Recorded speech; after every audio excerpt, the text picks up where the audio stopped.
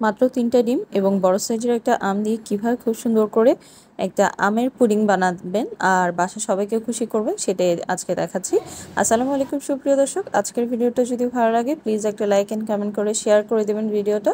যদি ইউটিউব থেকে দেখে থাকেন প্লিজ চ্যানেলটা সাবস্ক্রাইব করে যাবেন। প্রথমে আমগুলোকে ছোট পিসেস করে নিয়েছি আর এইভাবে আমটা কাটলে আমার কাছে অনেকটাই স্যাটিসফাইং লাগে, তাই আমি সবসময় এইভাবে কাটার চেষ্টা করি। আর এই আমগুলোকে এবার একটু ব্লেন্ড করে নিব, ব্লেন্ড করে একটা পিউরি রেডি করে নিতে হবে। আপনারা আপনাদের পছন্দ মতো বা আপনাদের সুবিধা মতো আপনারা এটা করে নিতে পারেন, এটা কোনো ইস্যু নাই। সো আমগুলো ব্লেন্ড করা হলে তারপরে চলে যাব পুডিংটা রেডি করতে। আর পুডিংয়ের জন্য প্রথমে যেটা করবেন, যে পাত্র আমরা নর্মাল পুডিংগুলো যেভাবে করি ক্যারামেলটা করে নেবেন, যে পাত্রে পুডিংটা সেট করবেন।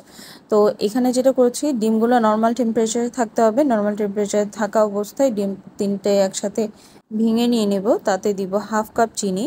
আর চিনি এবং ডিম এই দুইটা ভালো করে মিক্স করতে হবে। মিক্স করতে করতে যখন একদম চিনিটা গলে যাবে তারপরে কিন্তু বাকি জিনিসগুলো দিতে হবে। তো প্রথমে দেখতে পাচ্ছেন এখানে চিনিটা দিয়ে দিলাম। আর এই ফাঁকে যে পাত্রটাতে আমি পুডিংটা বসাবো সেটার জন্য ক্যারামেল রেডি করে ফেলছি। তো আরেকদিকে চিনি দিয়ে ভালো করে মিক্স করে নিয়েছি, সামান্য পরিমাণ লবণ দিয়েছি মানে 1 চিমটির মতো, এবং আধা চামচের মতো ভ্যানিলা এসেন্স। আপনারা ভ্যানিলা এসেন্সটা চাইলে স্কিপ করতে পারেন। তারপর দিয়ে দিলাম 1 কাপ দুধ। আর এটা হচ্ছে একদম গরুর দুধ জাল করে হাফ করে নিয়েছিলাম। আপনারা এখানে চাইলে অবশ্যই পাউডার মিল্ক 2 টেবিল চামচ অ্যাড করতে পারেন। তারপর দিয়েছি হাফ কাপের মতো আমের পিউরিটা, যেটা আমি প্রথমে রেডি করে রেখেছিলাম।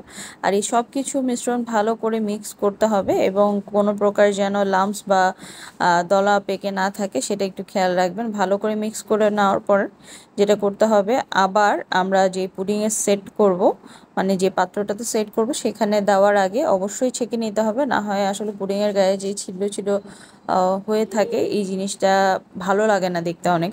মানে পুডিংটা যদি একদম ফিনিশিংটা ভালো চান তাহলে অবশ্যই এই জিনিসটা মাস্ট করতে হবে। একদম ছেঁকে ভালো করে ড্যাব ড্যাব করে এবার পাত্রটা বেকিংয়ের জন্য বসিয়ে দেবো। আমি আজকে চুলায় করেছি, আপনারা যদি ওভেনে করতে চান তাহলে ওভেনে করতে পারেন। এভাবে পুডিংয়ের যে বাটিগুলো থাকে এগুলো খুবই মানে কমফোর্টেবল যে কোনো পুডিং সেট করার জন্য। আর ঢাকনা দিয়ে এবার আমি বেকিংয়ের জন্য বলি, আমি পুরান দুটো তাওয়াল এখানে দিয়েছি। আর পাতিলটা গরম হওয়ার পর তাওয়ালগুলো দিয়ে দিবেন। তাওয়ালটা দেওয়ার পরে এখানে আমি 2 কাপের মতো পানি দিয়েছিলাম। 2 কাপের মতো পানি দিয়ে তারপর আমি বাটিটা বসিয়ে দিব। আর এখানে খেয়াল রাখবেন পানিটা একটু বেশি করেই দিবেন, মানে 2 কাপের মতোই পানি দিবেন, যেন তাওয়ালটা আবার পুড়ে না যায়, নিচে লেগে না যায়, তাহলে ওই ক্ষেত্রে কিন্তু তাওয়ালের যে পোড়া একটা ভাব সেটা চলে আসবে মানে পুডিংয়ের বা কেকের গায়ে। সো এই প্রসেসটা আসলে করার মানে হচ্ছে এটা একটু খুবই ইজি মনে হয় স্ট্যান্ড থেকে, অনেক সময় দেখা যায় পাতিল পুড়ে যাওয়ার সম্ভাবনা থাকে।